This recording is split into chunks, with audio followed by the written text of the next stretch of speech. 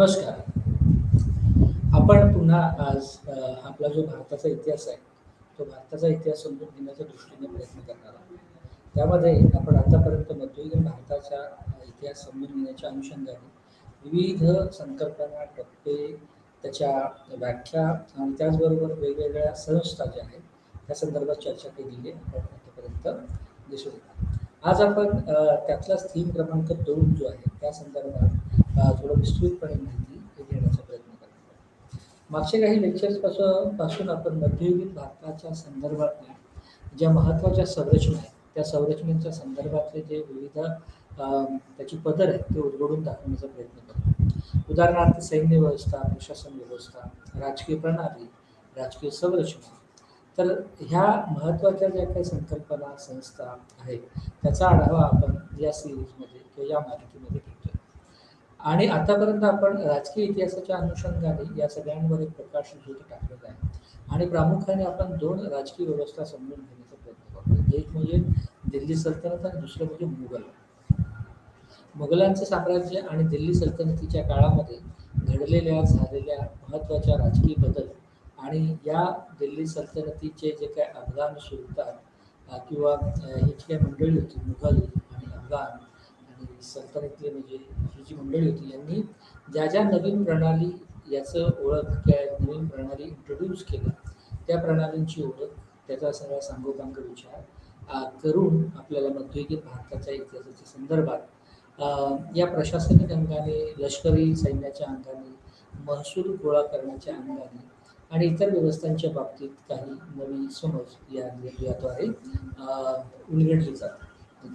आणि त्यामुळे तो जो भाग आहे मध्ययुगीन भारताच्या इतिहासाच्या संदर्भातला आणि प्रामुख्याने दिल्ली सल्तनत आणि मुघल केंद्रित राजकीय संरचनेचा भाग आणि त्या राजकीय संरचनांच्या अनुषंगाने उदयास आलेल्या अन्य व्यवस्था याची ओळख, याचा आढावा खरं तर या या या या विषयामध्ये किंवा या युनिट क्रमांक 9 मध्ये, युनिट थीम क्रमांक 2 मध्ये आपण आतापर्यंत घेत आलो.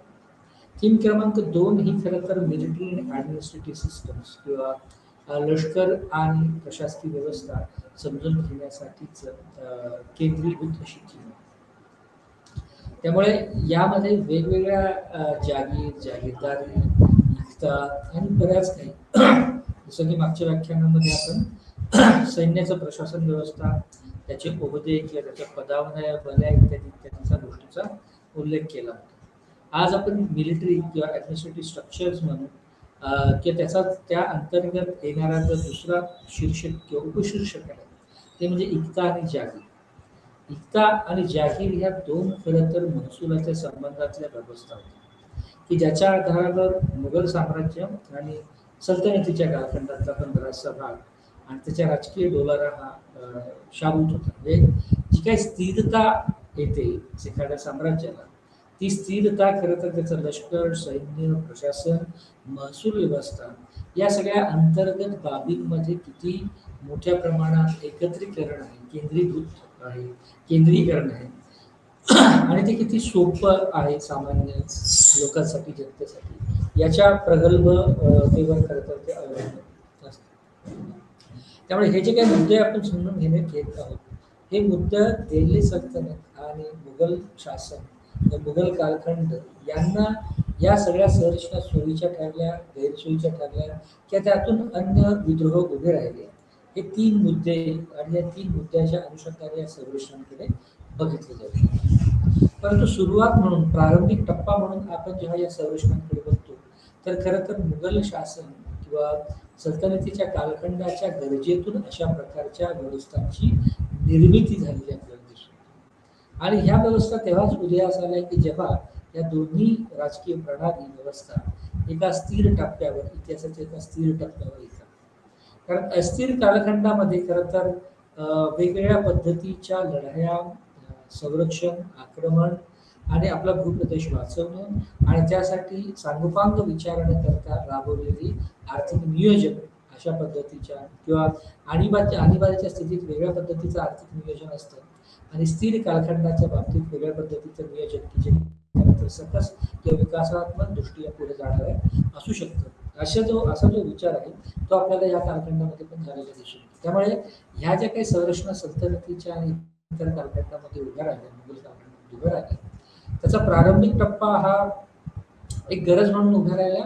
नंतर त्याचे वेगवेगळे ध्येय, धोरणं, उद्दिष्ट स्थापित झालेले आपल्याला दिसून येतात. कधी तो महसूल गोळा करण्याच्या निमित्ताने, कधी तो जो कुलीन वर्ग आहे त्यांचे बंड शांत करण्याच्या निमित्ताने, कधी प्रत्येकाला चे निगोशिएशन किंवा विद्रोह होऊ नये म्हणून काहींना शांत करण्याच्या हिशोबाने सुद्धा वेगवेगळ्या राजकीय प्रणाली आणि त्याच्या अनुरूप वेगवेगळ्या पदावल्या किंवा वेगवेगळी पदं तयार झालेली आपल्याला दिसून येतात. त्यामुळे लष्करी आणि प्रशासकीय व्यवस्था समजून घेण्याच्या या मुख्य शीर्षकाच्या अंतर्गत आपण आज खरं तर एकता आणि जागीर या दोन महत्त्वाच्या शेती केंद्रित आणि त्याचबरोबर महसूल संकलनाच्या संदर्भातल्या ज्या काही व्यवस्था आहेत त्याच्यावर भाष्य करणार आहोत की त्या संदर्भात काही गोष्टी किंवा याचं स्वरूप नेमकं कसं होतं हे समजून घेण्याचा प्रयत्न करणार आहोत. एकता आणि जागीर हे खरं तर दोन्हीही मध्ये वर्तनाच्या पातळीवर किंवा प्रत्यक्ष पातळीवर काही साम्य, काही समरूपता असलेली दिसून येते. परंतु जसं की आपण दोन राजकीय प्रणालींचा अभ्यास करतो, दोन राजवटींचा अभ्यास करतो, तर त्या दोन्हीमध्ये दोन वेगवेगळे स्वरूपाच्या जमीन महसुलाच्या पद्धती आपल्याला दिसतात. म्हणजे विशेषतः एकता आणि जागीर याचा जो काही वर्गीकरण आहे आपल्याला ते सल्तनत आणि मुघल कालखंड अशा दोन ठोकळेबाज याच्यामध्ये सुद्धा करता येऊ शकतो. परंतु या जमीन महसुलाच्या पद्धती असल्यामुळे यामधल्या असलेल्या राजकीय प्रणालींचं जे काही वेगळेपण आहे त्यापेक्षा या दोन प्रणालींचं नेमकं उद्देश काय त्या अनुषंगाने जर या दोन्ही प्रणाली किंवा व्यवस्था म्हणजे एकता सिस्टम असेल, जागीरदारी सिस्टम असेल, ते समजून घेतलं तर एक वेगळ्या पद्धतीचा वास्तव आपल्याला यातून लक्षात येईल की जे कुठल्याही सरकारसाठी, कुठल्याही राजकीय प्रणाली टिकवण्याच्या दृष्टीने किंवा त्याला बाधा पोहोचवण्याच्या दृष्टीने बाधा पोहोचणार की ते टिकणार याचं जे काय हा जो काय ही जी गोष्ट ठरेल ती ही या ज्या व्यवस्था आहेत एकता आणि जागीरता किती सक्षमपणे आणि चांगल्या पद्धतीने राबवल्या जातात त्यावर ठरेल. कारण या दोन्ही प्रणाली या महसूल संकलनाशी संबंधित आहे आणि त्या विशिष्ट गावाची जमीन एखाद्याला महसूल गोळा करण्यासाठी देणे, ओके, तर तो म्हणजे इतकाचा शब्दशः अर्थ इतकाचा शब्दशः अर्थ एखादं गाव. परंतु ते गाव एखाद्याला देणं तर त्या गाव देण्याच्या मागचं उद्देशच मुळात त्या गावाच्या संदर्भात ज्याला नंतर वेगवेगळे नाव जसं की त्याला सुभारणा, बरगरा इत्यादी इत्यादी वेगवेगळ्या प्रदेशामध्ये वेगवेगळ्या पद्धतीने त्याचा नामोल्लेख केला गेला. परंतु प्राथमिक पातळीवर ते गाव हे एक खेड हे युनिट म्हणून उभं राहिलं. तर त्या एकता आणि एकताचा जो काही महसूल गोळा करणारा अधिकारी किंवा तो जो काही प्रशासकीय अधिकारी आहे तो इक्तेदार अशा पद्धतीने त्याचा उल्लेख केला गेला दिसून येतो. तत्सम आपल्याला तशाच पद्धतीने आपल्याला जागीर या व्यवस्थेचे सुद्धा विश्लेषण या जागीर या व्यवस्थेची सुद्धा फोड करता येते. जागीर ही पण एका भूप्रदेश कुणाला तरी दान, गिफ्ट, बक्षिशी ते कुठल्या तरी स्वरूपामध्ये देणे. अर्थात जागीर याचे वेगवेगळे जवळजवळ 4 प्रकार आपल्याला आढळतात. परंतु जागीरमधला जो काही समान धर्म आहे तो किंवा समान मुद्दा आहे तो असाच की तो एक विशिष्ट भूप्रदेश कुणाला तरी देणे किंवा त्या विशिष्ट भौगोलिक प्रदेशावरची महसूल गोळा करण्याचे हक्क प्रदान करणे. तर तो आणि तो जॉग्राफिकल एरिया किंवा तो भौगोलिक क्षेत्र जे आहे ते जागीर आणि ते भौगोलिक क्षेत्र जो अधिकारीच्या अंतर्गत येतं, ज्या प्रशासकीय राजकीय अधिकाराच्या अंतर्गत भौगोलिक क्षेत्र ज्याला आपण जागीर म्हणतो येतं त्याला जागीरदार असं म्हटलं गेलं.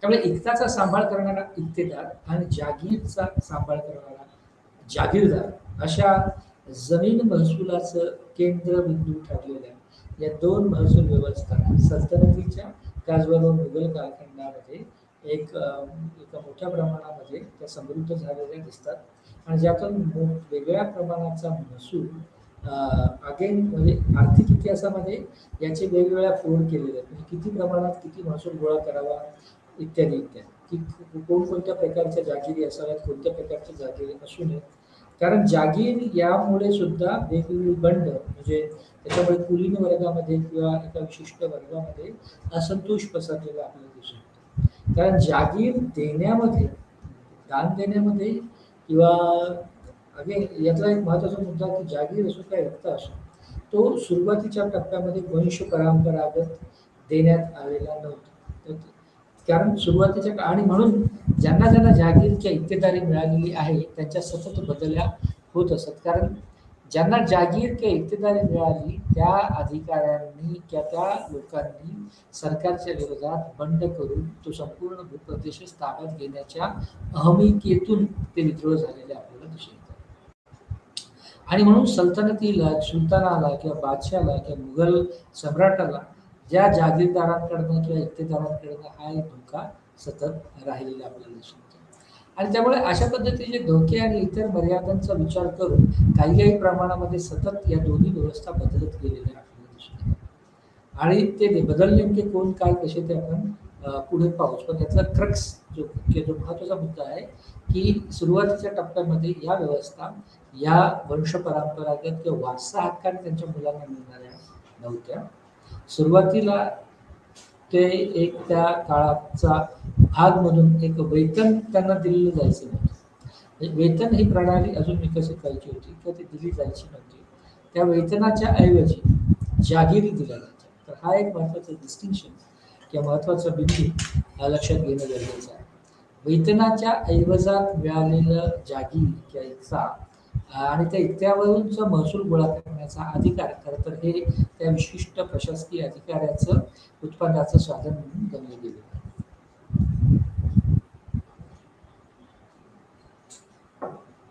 परंतु त्यामध्ये पण एक विशिष्ट वर्गीकरण आहे.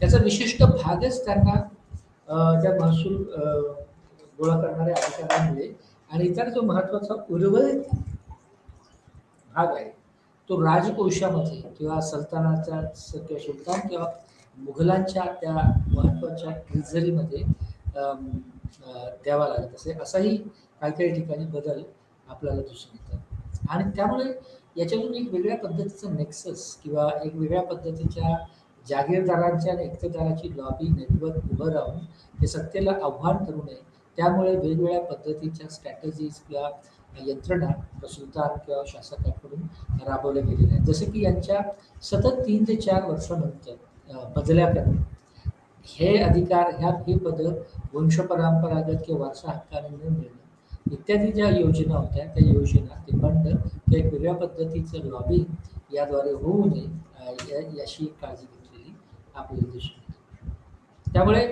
इक्ता आणि जागीर या दोन महसूल केंद्रित जमीन राजस्वाच्या संदर्भातल्या प्रणाली त्याचा इतिहास किंवा त्या संदर्भातल्या थोडक्यात माहिती आहे की या दोन्ही संकल्पनांची ओळख खरं तर होणं हे आजच्या या युनिट क्रमांक 9चा विषय आहे. कारण युनिट क्रमांक 9 इक्ता व्यवस्था आणि जागीरदारी व्यवस्था.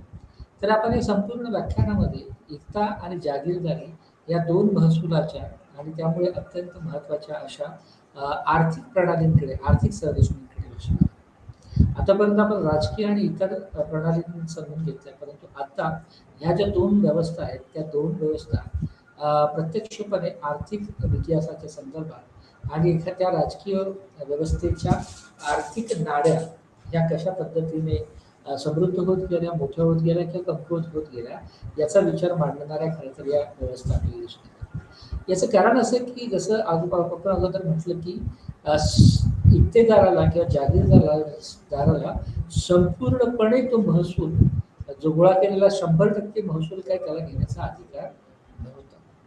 आणि काही काही ठिकाणी बऱ्याच वेळाला ते सतत बदल होत गेले. तर काही ठिकाणी वेतन आणि काही आणि अधिक महसुलाचे अधिकार अशाही प्रणाली आपल्याला झालेल्या दिसून येतात. त्यामुळे त्यामध्ये एकवाक्यता किंवा युनिफॉर्मिटी आपल्याला संपूर्ण या व्यवस्थांमध्ये दिसत नाही. वेगवेगळ्या टप्प्यावर वेगवेगळे बदल ते हितसंबंध याच्यातून तयार होऊ नये म्हणून केले. परंतु यातला जो मूळ मुद्दा असा आहे की ह्या आर्थिक रचना म्हणून उभ्या राहिलेल्या आपल्याला दिसून येतात. कारण उर्वरित जो भाग आहे एका म्हणजे विशिष्ट हिस्सा या अधिकाऱ्यांचा त्यांना महसुलाच्या रूपाने मिळाल्याच्या नंतर उर्वरित हिस्सा जो राजकोष की ज्याला खालसा खालसा हा शब्द वापरलेला आहे.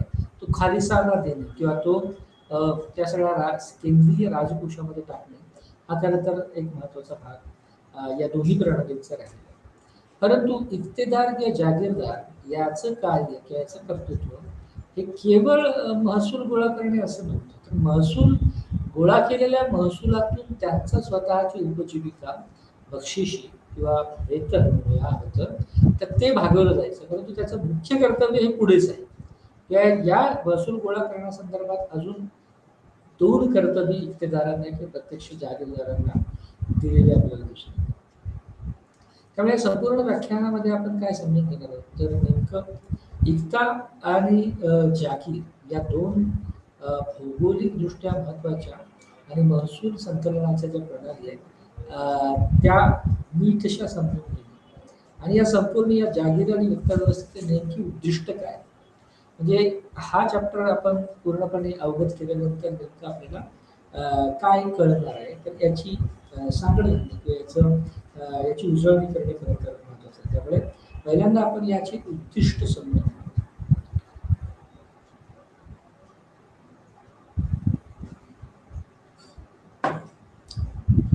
परिचयामध्ये तर आपण एक दीर्घ परिचय दिलेलाच आहे कारण मध्ययुगीन भारताच्या इतिहासातल्या राजकीय प्रणालींचं व्यवस्थित संकलन ज्या आर्थिक मुद्द्यांभोवती होतं त्या आर्थिक मुद्द्यातला महसूल वाढवणाऱ्या प्रणाली म्हणून इक्ता आणि जागीर या 2 व्यवस्थांकडे बघितले गेले आहे.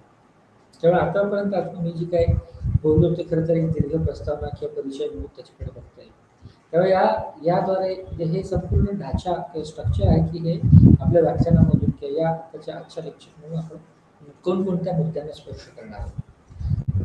तर प्रामुख्याने आपण 2 व्यवस्था समग्रपणे समजून घेणार आहोत इथपर्यंत उद्दिष्ट आपली अधोरेखित झाली आणि इक्ता प्रणालीमध्ये पण आपण त्याच्या खूप गोष्टी जर समजून घेतल्या तर आपण प्रत्यक्षात काय समजून तर इक्ता म्हणजे प्रत्यक्ष इक्ता म्हणजे काय त्याचा समानार्थी शब्द हा गाव पण बघितलेला आहे परंतु तो ऐतिहासिक संदर्भामध्ये इक्ता म्हणजे काय हे आपल्याला याच्यातून कळेल.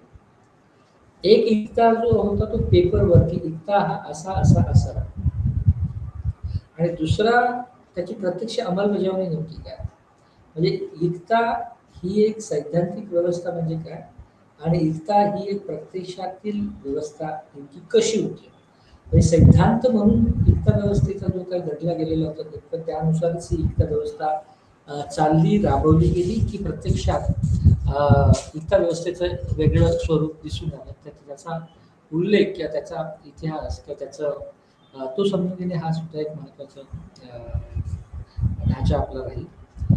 त्याचबरोबर इक्ता आणि शासक वर्गात जे काही रिसोर्सेस होते त्याचं विखुरणं नंतरच्या काळात आपल्याला दिसून येतं. त्यामुळे इक्ता आणि इक्तेदार आणि शासक यांच्यामधल्या आंतरसंबंध आणि जे काही संसाधन आहे त्याच्यामध्ये कशा पद्धतीचं विभाजन झालेलं या गोष्टी सुद्धा आपल्याला याद्वारे समजून घेता येतात. दुसरा महत्त्वाची जी व्यवस्था ही झाली इक्ता प्रणाली समजून घेण्याच्या अनुषंगाने काही महत्त्वाची टिपण देतो. दुसरी जी महत्त्वाची व्यवस्था आहे ती म्हणजे जागीर व्यवस्था. जसं सांगितलं जागीर व्यवस्था आणि इक्ता व्यवस्थेमध्ये बरंच साधर्म्य आपल्याला आढळून येतं कारण या दोन्ही व्यवस्था राजस्व संकलनाच्या दृष्टीने किंवा महसूल संकलनाच्या दृष्टीने महत्त्वाच्या मानल्या गेलेल्या आर्थिक एकक आहेत किंवा रचना आहेत. त्यामुळे जागीरदारी व्यवस्था ही पण सुरुवातीच्या काळापासून काही अंतिमतः तयार झालेली अशी काही व्यवस्था नव्हती. तर विशेष इनफॅक्ट जागीरदारी व्यवस्था ही काळ परत्वे स्थळ परत्वे आणि गरजेनुरूप वेगवेगळ्या पद्धतीने बदलत गेली आहे. त्यामुळे अशा पद्धतीची एक लवचिकता जागीरदारी व्यवस्थेमध्ये मुघल शासकांनी पाळलेली दिसते. सुरुवातीच्या काळातल्या किंवा प्रारंभीच्या टप्प्यातल्या जागीरदारी व्यवस्थेचं स्वरूप आणि मॅच्युअर अवस्थेतलं किंवा उच्च अशा अवस्थेतलं जागीरदारीचं स्वरूप याच्यामध्ये आपल्याला भिन्नता आढळते. म्हणजे त्यातला एक कॉमन बिंदू किंवा एक समबिंदू हा जरी असला की ह्या दोन्ही फरकांसहित याचा मुख्य उद्देश महसूल गोळा करणे असलं तरी मूलतः या रचनांमध्ये बदल झालेला आपल्याला दिसतो या जर रचना म्हणून. त्यामुळे आपण जागीरदारी व्यवस्था समजून घेताना त्याचे जे सुरुवातीच्या काळातले टप्पे होते सुरुवात जागीरदारी व्यवस्थेची नक्की कशी झाली आणि जागीर व्यवस्थेला पर्यायी कोणकोणते शब्द होते याचा आढावा आपण घेणार आहोत. आणि नंतरच्या काळामध्ये जागीर प्रणाली, जागीर ही जागीर ही व्यवस्था जी होती त्याची नेमकं एक्झिक्युशन जे आहे त्याचं नेमकं प्रत्यक्ष अंमलबजावणीच्या प्रक्रियेमध्ये कोणकोणत्या प्रकारच्या संघटना उभ्या राहिल्या की ज्या खरं तर जागीर व्यवस्थाचं अंमलबजावणी प्रत्यक्ष आणण्याच्या दृष्टीने महत्वाचे ठरले लागले. तर हे दोन मुद्दे समजून घेतल्याच्या नंतर आपण जागीरदार जसं म्हटलं की जागीर व्यवस्था ही सतत बदलत गेलेली आहे. तिच्यामध्ये वंशानुरूप, परंपरानुरूप आणि गरजेनुरूप बदल करण्यात आलेले आहे. आणि त्यामुळे एकाच एक पद्धतीची जागीर व्यवस्था आपल्याला मध्ययुगीन भारतामध्ये सापडत नाही. तर जागीर व्यवस्थेचे विविध प्रकार आपल्याला आढळून येतात आणि प्रामुख्याने 4 प्रकार जागीर व्यवस्थेचे आपल्याला दिसून येतात. तर ते 4ही प्रकार नेमके काय आहेत त्याचा आढावा आपण घेणार आहोत, तो घेणं अपेक्षित आहे. आणि शेवटचा जो मुद्दा आहे त्यामध्ये जागीर प्रणालीची जी काय जागीर प्रणालीची जी काही व्यवस्थापन आहे त्या व्यवस्थापनाच्या अनुषंगाने काही महत्वाचे बिंदू चर्चा करणं आवश्यक आहे.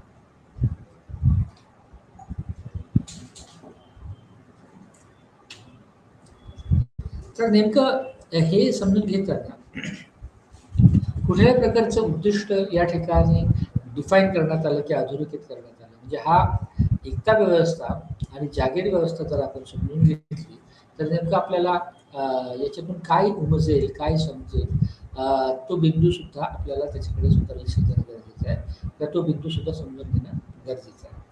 जसं की जर एकता व्यवस्था किंवा जागीरदारी व्यवस्था जर आपण समजून घेतली नीटपणे किंवा हा धडाच आपण पूर्णपणे जर समजून घेतला तर आपल्याला प्रामुख्याने 2-3 बिंदूंची ठळक ओळख. एक तर दिल्ली सल्तनतीच्या अधिपत्याखाली एकता नावाची जी काही पद्धत होती त्या पद्धतीची मूलभूत वैशिष्ट्ये काय होती, तर ती मूलभूत वैशिष्ट्ये सुद्धा आपल्याला याद्वारे प्रत्यक्ष कळायला मदत होणार आहे. आणि म्हणून दिल्ली सुलतानशाही त्याचा अंमल आणि त्याद्वारे एकता व्यवस्थेतून तयार केलेल्या गोळा केलेल्या महसुलाचं नेमकं काय होतं, त्याचं वितरण कसं होतं आणि हे समजून घ्यायला जी व्यवस्था आलेली ती व्यवस्था होती एकता. त्या एकताचा नेमका कोर भाग आपल्याला विशेषतः दिल्ली सुलतानाच्या अधिपत्याखालील एकता व्यवस्था समजून घेता येईल आणि त्याची वैशिष्ट्य. जसं मी सांगितलं की जागीर व्यवस्था ते एकता व्यवस्था ह्या परमनंट किंवा ज्याला स्थायी स्वरूप असं काही नव्हतं. त्या सतत बदलणाऱ्या अशा व्यवस्था होत्या. त्यामुळे 13व्या आणि 14व्या शतकातून खरं तर या संस्थांची किंवा या प्रणालीची निर्मिती सुरू असेल आपल्याला दिसून येते. तर सुरुवातीच्या काळात ही काय एकता व्यवस्था होती ती नंतरच्या काळात राहिली नाही. कारण 14व्या शतकामध्ये एकता प्रणालीमध्ये लाक्षणिक पद्धतीने बदल झालेला. त्यामुळे नेमकं हे बदल काय झाले तर या झालेल्या बदलांचा आढावा सुद्धा आपल्याला या ठिकाणी घेता येईल आणि हे महत्वाचं उद्दिष्ट अधोरेखित करण्यात आलं. त्यामुळे दिल्ली सल्तनतीमधल्या एकता पद्धती आणि एकता पद्धतीमध्ये 14व्या शतकात झालेला बदल याचा हे आपल्याला याच्यातून नीटपणे समजून घेता येईल. आणि नंतर मुघलच्या कालखंडामध्ये तयार झालेली जी काही जागीरदारी व्यवस्था त्याची नेमकी वैशिष्ट्ये काय होती आणि त्याचं कार्यप्रणाली नेमकी कशी चालत होती या 2 प्रामुख्य बाबी आपल्याला या उद्दिष्टांमधून समजून घेता येईल. हे एक महत्त्वाचं उद्दिष्ट या ठिकाणी बाळगण्यात आलं. आणि चौथा जो पॉईंट आहे ते उद्दिष्ट म्हणून डिफाईन झालेला जो मुद्दा आहे तो असा की जसं अगोदर आपण बोललो की जागीर ही व्यवस्था काही स्वायत्त एकजिनसी अशी काही ती नव्हती. त्यामुळे नेमक्या जागीरदारीचे विविध प्रकार आणि त्याच्या अर्थ, व्याख्या आणि त्याचा संदर्भ ही गोष्ट सुद्धा आपल्याला या प्रकरणाद्वारे समजेल आणि ही महत्वाची उद्दिष्ट या ठिकाणी बाळगण्यात आलेली आपल्याला दिसून येते.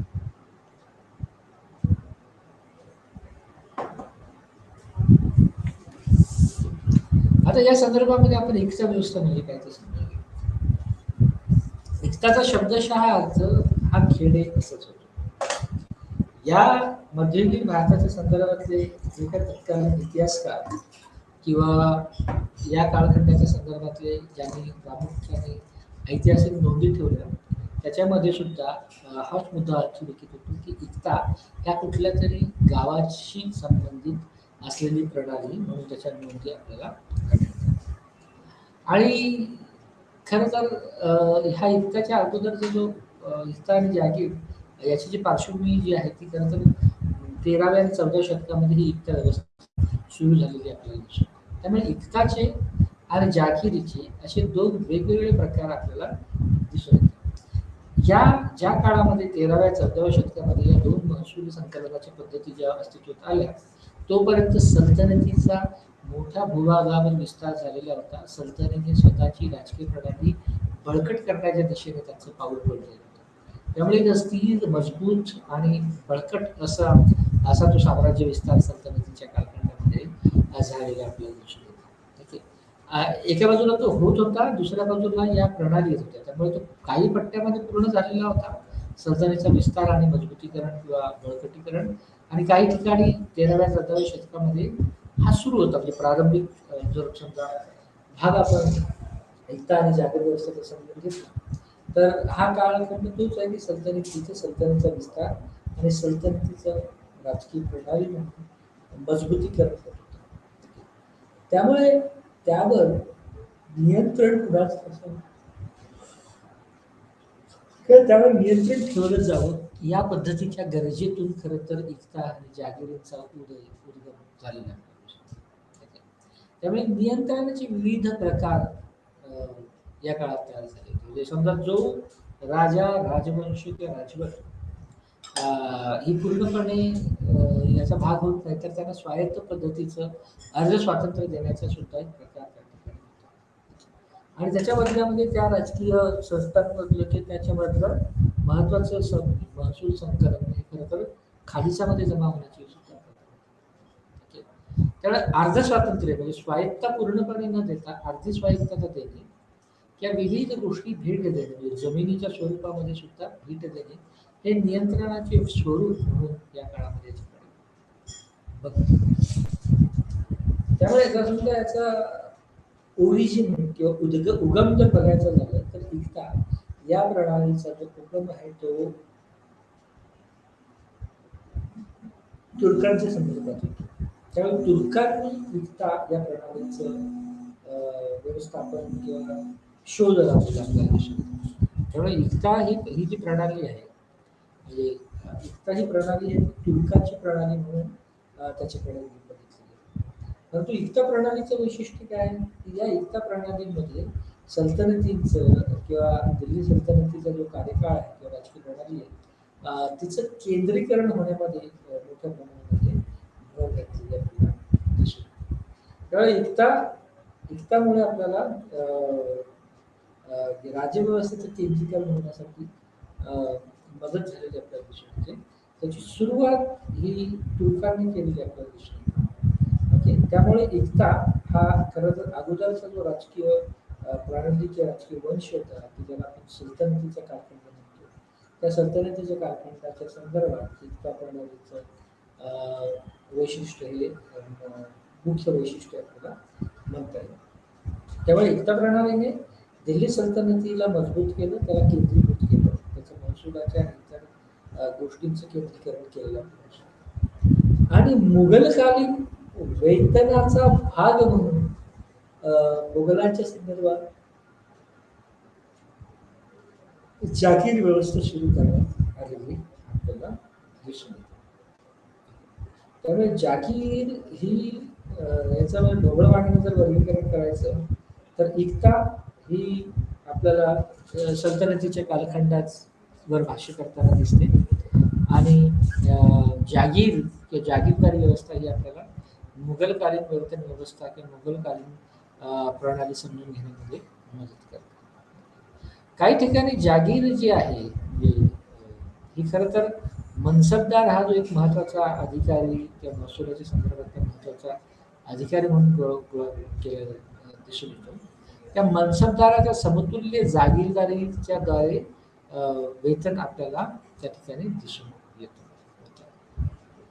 त्यामुळे हा एक महत्वाचा भाग या ठिकाणी आपल्याला दिसून येतो की जागिरीचं जे काही स्टेटस आहे ते मनसबदार हा एक मोठा अधिकारी या मध्ययुगीन भारताच्या इतिहासामध्ये महसुलाच्या संदर्भात उभा राहतो. तर त्याला समतुल्य असलेलं या जागिरीचं स्टेटस असायला पाहिजे.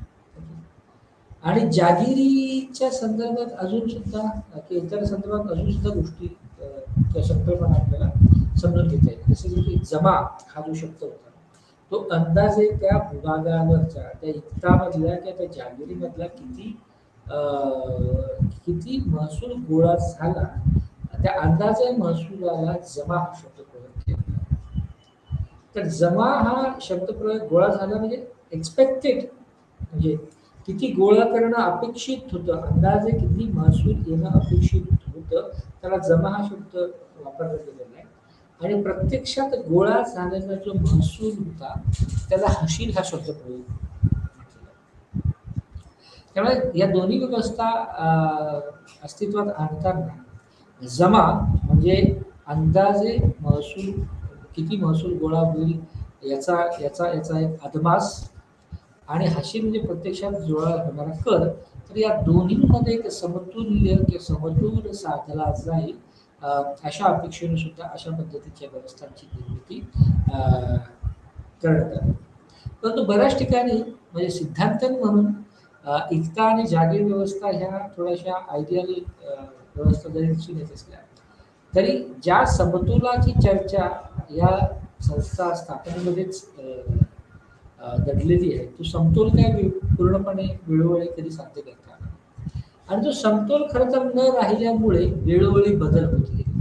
अर्थात यामध्ये इक्तेदाराचे जागीरदाराचे स्थानिकांचे वेगवेगळे हितसंबंध सुद्धा दिसून येत असल्यामुळे हा समतोल साधणं कठीण गेलेलं आपल्याला दिसून येतं. कारण जागीरदार या इक्तेदारात हा प्रत्यक्ष नियंत्रक त्या महसुलाच्या संदर्भात होता आणि त्याच्या सुद्धा वेगवेगळ्या पद्धतीच्या आशा अपेक्षा त्या विशिष्ट विभाग की जो महसूल गोळा करण्यासाठी दिलेला आहे त्या संदर्भात तयार झाला. त्यामुळे विद्रोह नाराजी आणि इतर बाबींची चर्चा जास्त राहिलेली आपल्याला दिसून येतो. समतोल न राहील.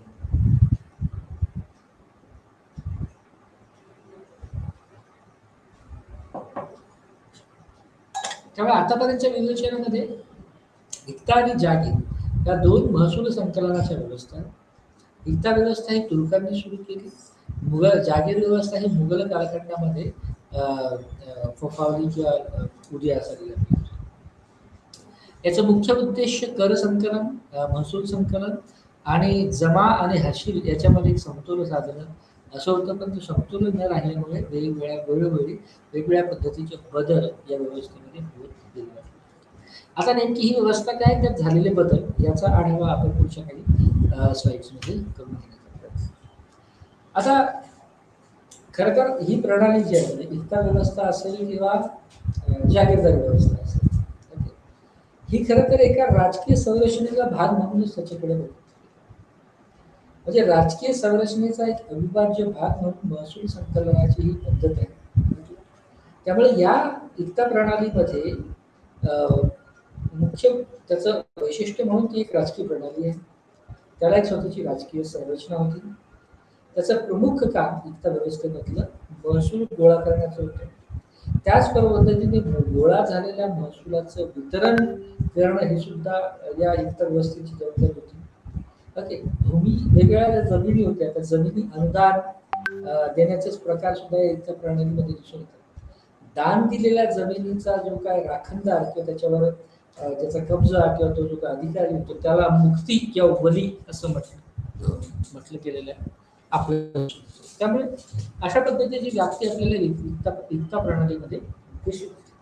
ही एक राजकीय संरचनेचा भाग महसूल गोळा करणारी पद्धत, गोळा केलेले महसूलाचं नीट वितरण आणि इतर आवश्यक गोष्टीनुसारच इतरांना भूमी अनुदान देणं आणि अनुदान भूमीवरचा जो अधिकारी तो मुक्ती किंवा बली या नावाने ओळखला जातो. तर हा संपूर्ण व्यापक स्वरूप जे आहे ते इक्ता प्रणालीचं असलेलं आपल्याला दिसून येतं. आता वितरणाच्या संदर्भात म्हणजे की जसं की महसूल गोळा केलेला अख्खाच्या अख्खा महसूल हा काही त्या इक्तेदाराचा अखत्यारीत येत होता. तर त्याचा एक विशिष्ट भाग हा खरं तर त्याचा वेतन म्हणून गरजापोटी असलेल्या मानधनातून तो असायचा आणि उर्वरित जो भाग आहे तो खालीसा, ज्याला शब्द म्हटला गेला आहे, तो खालीसा म्हणून केंद्रीय राजकोषामध्ये दिला जायचा. तर हा एक वित्त प्रणालीचा एक महत्त्वाचा भाग होता. ठीक आहे. त्याचबरोबर या इक्तेदार किंवा जागीरदारांचं एक महत्त्वाचं महसूल गोळाच्या किंवा संकलनाच्या संदर्भात की त्याच्या कल्याण अजून एक महत्त्वाचं काम होतं की यांनी त्यांचं सैन्य व्यवस्था बघणे, त्या सैन्याचं वेतन करणे याच महसुलातून आणि गरजेनुरूप विविध अधिकाऱ्यांना भूमी अनुदान देणे की ज्याला मुफ्ती आणि बली म्हटलं गेलेलं आहे. तर अशा सगळी कर्तव्य आणि जबाबदाऱ्या या इक्ता आणि जागीर प्रणालीशी संबंधित तयार झालेल्या आपल्याला दिसून येतात. त्यामुळे जसं आपण म्हटलं की ही जी इक्ता प्रणाली आहे, इक्ता व्यवस्था आहे, ही खरं तर तुर्कांनी सुरू केली. कारण वेतन हा प्रकार सुरुवातीच्या काळामध्ये आलेलं होतं. त्यामुळे त्या अधिकाऱ्यांना त्यांच्या कामाच्या मोबदला म्हणून सुरुवातीला बरेचशा अधिकार देण्यात आलेले होते. त्यामुळे तो या काळामध्ये वेतनाच्या ऐवजी हे जमिनीच त्यांना देऊन टाकल्या की ज्याच्यातून ते अधिकारी महसूल गोळा करू शकतील आणि त्याद्वारे ते स्वतःचा चरितार्थ इतर उत्पन्नाची साधनं त्याच्यातून निर्मिती करू शकतील. पण असं सांगितलं की त्यात फक्त महसूल गोळा करणं हे एवढंच कर्तव्य इक्तेदाराचं किंवा जागीरदाराचं नाही.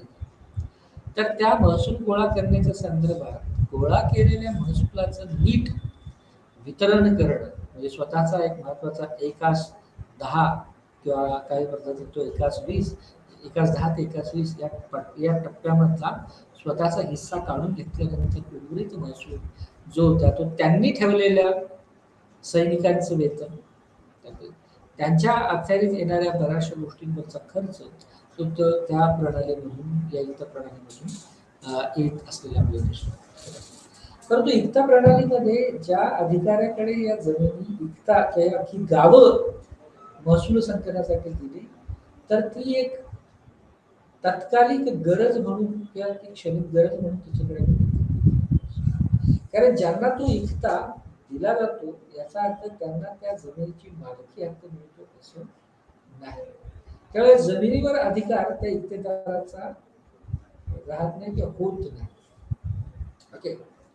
परंतु ही सुरुवातीच्या टप्प्यातली इक्ता प्रणालीची वैशिष्ट्य. पण नंतरच्या विशेषतः फिरोजशाह तुघलकानंतर इक्ता जी परंपरा आहे ती खरं तर वंश परंपरागत परंपरा किंवा वारसा हक्काने मिळणारी परंपरा होत गेलेली आपल्याला दिसते.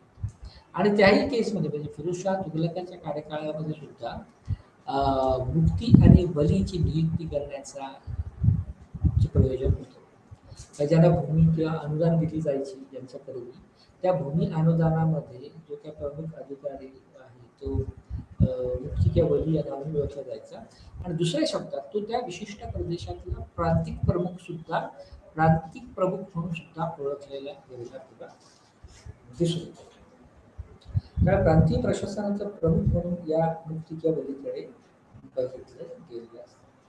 आता त्यामुळे हा इक्तेदार की ज्याला ते गाव दिलेलं आहे त्याला सैन्याचे अधिकार आणि एक सैन्याची तुकडी, कारण हे याच्यावर खर्च केला जायचं कारण त्या इक्तेदाराकडे एक सैन्याची तुकडी सुद्धा त्याला दिलेली असायची.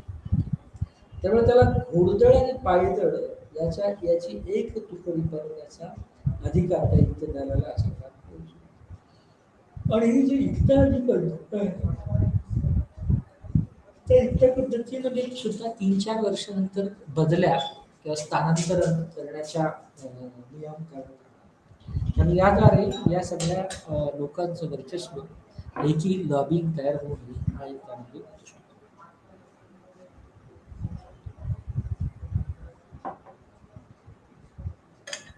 तत्कालीन असलेल्या प्राथमिक संसाधनावरून ऐतिहासिक आधारावर असं दिसून आलं की इल्तुतमिश याने असंख्य छोट्या छोट्या इक्तांची निर्मिती केलेली दिसून येते.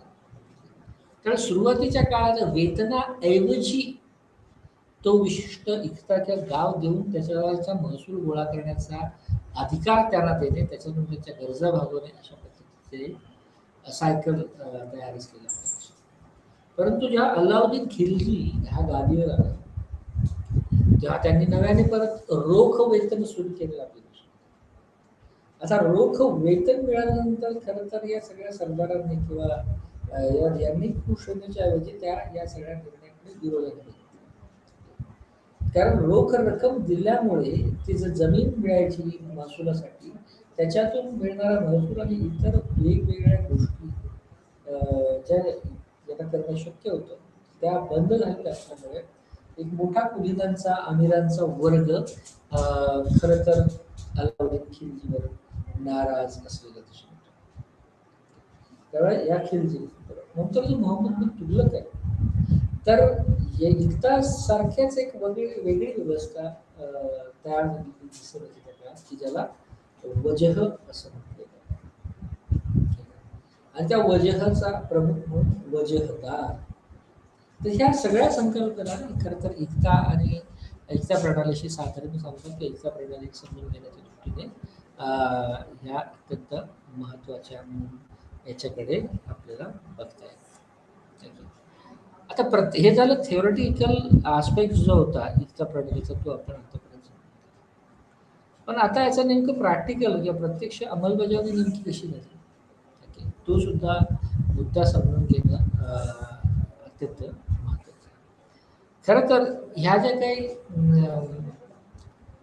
जहागिरी किंवा इकते दिलेले होते लोकांना सांभाळायला कसायला, त्याच्यातून एक विशिष्ट प्रकारचा महसूल केंद्रीय राजकोषाला मिळत होता.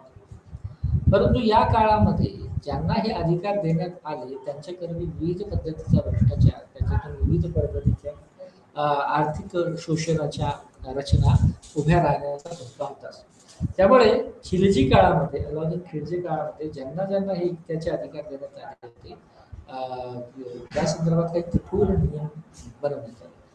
आणि बदल्या ह्या तर नंतर खिलजीच्या काळात सुद्धा दिसून येतात. कारण ते एकत्र आल्याने ज्या पद्धतीचं ऑर्गनायझेशन उभं राहील, तर ते होऊ न देता त्यांच्या सतत 3 ते 4 वर्षानंतर बदल्या करण्याचं धोरण खिलजी काळामध्ये सुद्धा दिसतं. आणि प्रत्येक जे काही ट्रान्झॅक्शन आहे किंवा रोख आहे, याचा सुद्धा एक काटेकोरपणे हिशोब खिलजी काळामध्ये ठेवण्यात येतो. खिलजीच्या तुलनेत जेव्हा मोहम्मद तुघलक सत्तेवर आला, तर त्याची नीती थोडीशी तुघलक खिलजीपेक्षा उदार असते. आणि त्याच्या काळामध्ये मग वार्षिक महसुलामध्ये सुद्धा वृद्धी झालेली आपल्याला दिसून येते. ओके. आणि वार्षिक महसुलाच्या तुलनेमध्ये म्हणजे तुघलकांनी ज्या कठोर खिलजीच्या काळात ज्या कठोर प्रशासन नियम बनवल्या होत्या, त्या थोड्या सैल केलेल्या आपल्याला दिसून येतात. आणि मुक्ती ज्या होत्या, म्हणजे वली मुक्ती त्या विशिष्ट प्रदेशातले जे होते त्यांना मान्य वेतन, म्हणजे त्यांचं जे सँक्शन सॅलरी होती त्याच्यापेक्षा सुद्धा एकाच 10 ते एकाच 20 इतकं उत्पन्न बाळगण्याचा अधिकार तुघलकाच्या काळात. ओके. त्यामुळे केंद्रीय हस्तक्षेप तुघलकाच्या काळामध्ये वेगळ्या पद्धतीने झाला, की ज्याच्यातून या भूप्रदेशाचे जे अधिकारी ते वली आणि आमीर म्हणून उदयास आले. परंतु नंतर जो काही वेतनाच्या रूपाने सॅलरी मिळायला लागली, त्यातून एक वेगळ्या पद्धतीचा असंतोष राजकीय व्यवस्थेच्या विरोधात तयार झालेला आपल्याला दिसून.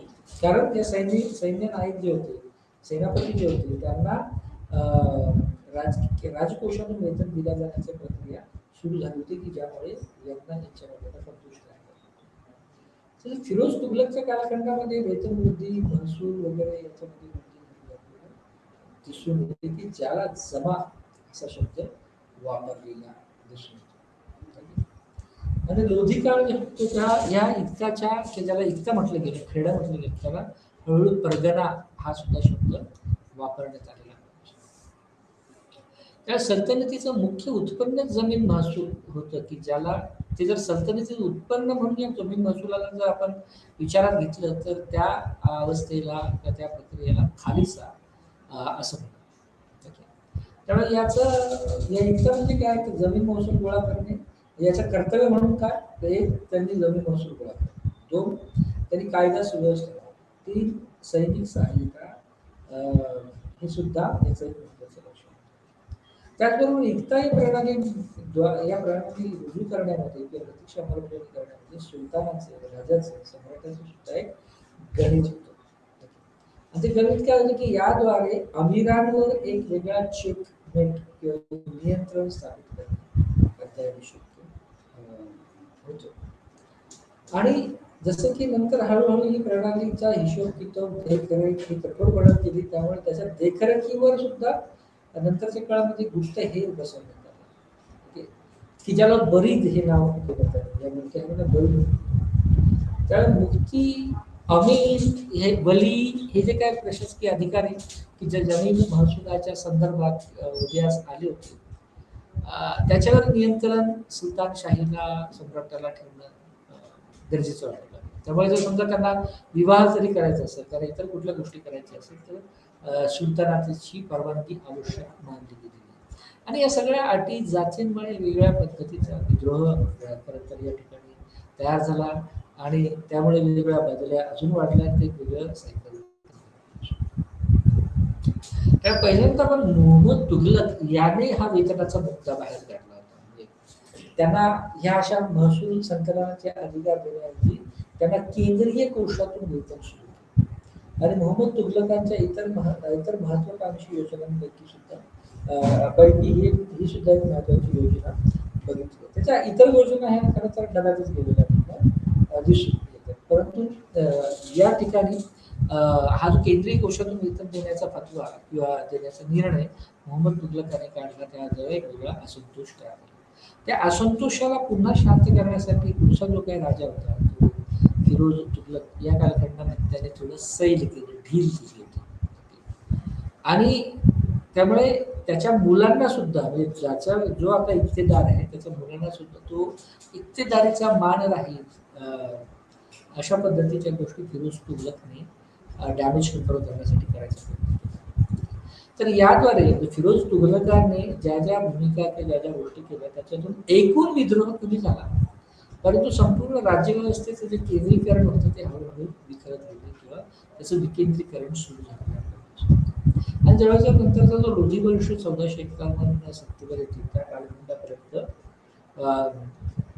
फिरोज खान तुघलकाने सुचवलेल्या सुधारणा लागू होत्या. त्यांनी बदलीची जी परंपरा आहे ती बंद होऊन वंश परंपरागत किंवा वारसा हक्काने इक्तेदारी मिळायला सुरुवात झाली होती. 1451 ते 1526 हा जर काळ आपण बघितला तर या ठिकाणी बदली परंपरा बंद झाली आपल्याला दिसून. आता यातला महत्वाचा दुसरा जो टप्पा होता तो म्हणजे जागीर व्यवस्था. आता जागीर ही मुघलांच्या संदर्भातली एक महत्वाची व्यवस्था म्हणून त्याच्याकडे आपण बघितलं गेलेलं आहे. परंतु जागीर व्यवस्था याच्यामध्ये जर समजा आपण प्रारंभिक बिंदू बघितले तर इक्ता हा एक प्रकार येतो की जो इक्त्यासारखंच आहे. त्यामुळे इक्ता एक गाव, त्याचा अंमलबजावणी करणारा किंवा देखरेख करणारा इक्तेदार. कधी कधी या इक्ता किंवा इक्तेदाराला तुयुल किंवा तुयुलदार असं सुद्धा म्हटलं गेलेलं आहे. त्याचा समकक्ष किंवा समतुल्य ही जागीर व्यवस्था होती. जागीर म्हणजे एक भौगोलिक प्रदेश एखाद्याला देणे आणि त्या भौगोलिक प्रदेश ज्याला दिला तो तिथल्या प्रांतिक प्रशासनाचा प्रमुख म्हणून तो जागीरदार बनत असेल. त्यामुळे इक्तेदार, तुयुलदार, जागीरदार इत्यादी इत्यादी. परंतु खऱ्या अर्थाने जागिरी ही जी व्यवस्था आहे ती पूर्णत्वाला ॲब्सोल्यूट फॉर्म मध्ये आली ती अकबराच्या काळात. तोपर्यंत त्याचे विविध ट्रायल आणि एरर किंवा सुरुवातीच्या काळातल्याच गोष्टी चालू असलेल्या आपल्याला दिसून येतात. परंतु अकबराच्या कालखंडामध्ये जागीर व्यवस्था ही बहरली आणि त्याला एक पूर्णत्व असं आलं की एक स्वरूप आलं. आणि प्रारंभिक टप्पा त्याला समजून घ्यायचा तर आपल्याला असं दिसून येईल की खरं तर बाबर हा जो होता, बाबराने विजय मिळवल्याच्या नंतर अफगाण क्लॅन किंवा अफगाण वंश याची खरं तर कुलीन वर्गामध्ये किंवा इतर महत्वाच्या ठिकाणी पुनर्स्थापना झालेली आपल्याला दिसून येते इतिहासानुसार आपण समजून घेतला तर. त्यामुळे बाबराच्या नंतर सुद्धा या व्यवस्थेला एक वेगळ्या पद्धतीच्या नावं पडली. हे जे अफगाण पुन्हा त्याची पुनर्स्थापना झाली किंवा प्रबळ बनले. ओके. तर त्यांना सुद्धा बाबराच्या नंतर जमिनी दान देणे किंवा जमीन देण्याच्या गोष्टी तयार झाल्या. बाबराच्या नंतर ज्या जमिनी या अफगाण सैनिकांना देण्यात आल्या, त्यांना त्या जमिनीला म्हटलं गेलं वजह. ठीक आहे. इकता, जागीर, वजह. त्या वजहचा जो प्रमुख ठरला तो ठरला वजहदार. ठीक आहे. खरं तर वजह किंवा वजहदार हा एक पुरस्कार म्हणून त्याच्याकडे बघितले गेले. म्हणजे सरकारने किंवा त्या राजाने त्या विशिष्ट माणसाला दिलेला पुरस्कार म्हणजे वजह किंवा वजहदार. जसं की लँड ग्रँट्स होत्या, गिफ्ट दिल्या जायच्या, तसं हा पुरस्कार म्हणून त्या एका विशिष्ट व्यक्तीला दिला.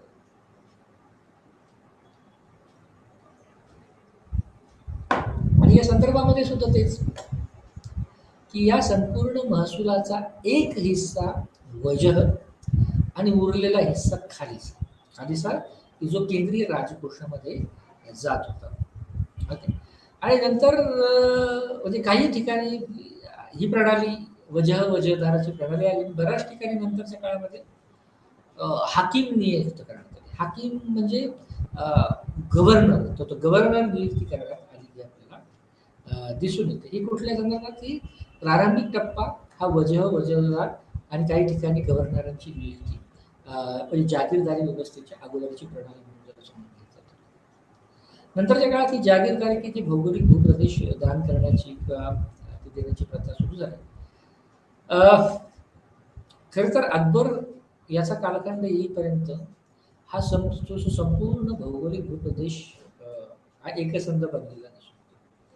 त्यामुळे हा संपूर्ण जे क्षेत्र अखत्यारीत आलं होतं जमिनीचं, त्याचं प्रमुखाने 2 विभागामध्ये वर्गीकरण करण्यात आलं. त्यातला एक जो विभाग होता तो ओळखला गेला जागीर या नावाने, आणि दुसरा जो विभाग होता तो ओळखला गेला खालिसात या नावाने.